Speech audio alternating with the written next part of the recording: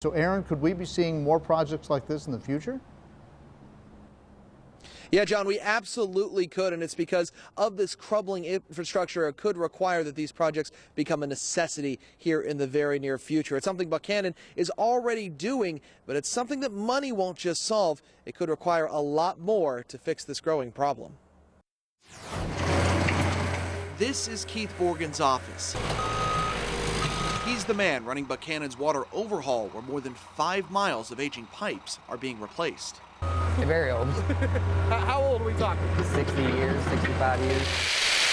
And this is why so much of the piping throughout town needed to be replaced. You're looking at a piece of the old piping. You see there are plenty of holes throughout it, pretty worn to say the very least. And it's one of the key reasons why more than 2/3 of the water pumped was lost before it ever reached a customer. Yeah. We found the town was losing 71% of its water in December 2012. Now that number is down to 50% and is expected to be closer to 20 when the project wraps up this spring.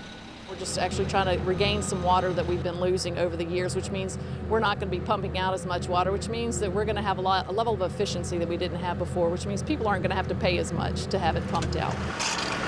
It's a problem we now know is plaguing more than just Buchanan. We asked local water companies just how much water is lost before ever reaching a customer. Take the Western Virginia Water Authority, which covers Roanoke County, and Franklin County.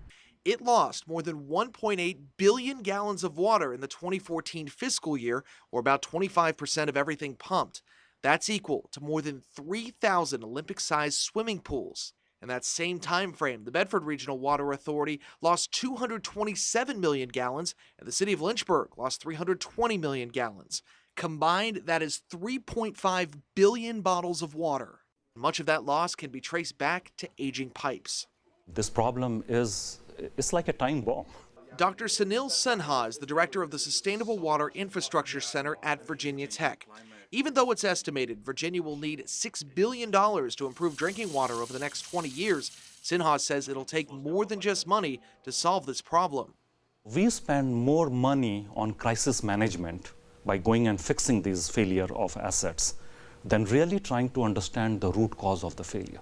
Because what is the purpose here? Is it a purpose is to prevent heart attack or just going and treating heart attack? Much like the human body, Sinha says we need to maintain the health of our pipes instead of running them to failure. It will take time and it will take a sustained approach to this.